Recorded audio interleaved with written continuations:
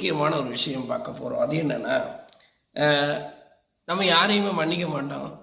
நிறைய தப்பு நம்ம பண்ணுவோம். ஆனால் யாரையுமே என்ன பண்ண மாட்டோம், மன்னிக்க மாட்டோம்.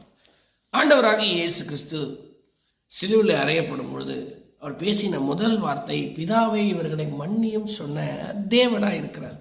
ஆனால் நாம் அண்ணன் செய்கிற தப்பாக இருந்தாலும் சரி, மனைவி செய்கிற தப்பாக இருந்தாலும் சரி, பிள்ளைங்க செய்கிற தவறாக இருந்தாலும் சரி, அதெல்லாம் என்ன பண்ண மாட்டோம், மன்னிக்கவே மாட்டோம்.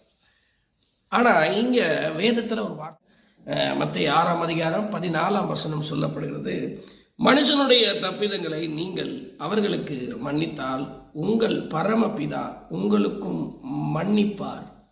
அப்போ பாருங்க, உங்கள் பரமபிதா உங்களுக்கும் மன்னிப்பார். அப்போ இன்னைக்கு நம்ம ஒருத்தவங்க செய்கிற தவறை நாம் மன்னிக்கும் பொழுது நம்ம அப்படியே பர்ஃபெக்ட்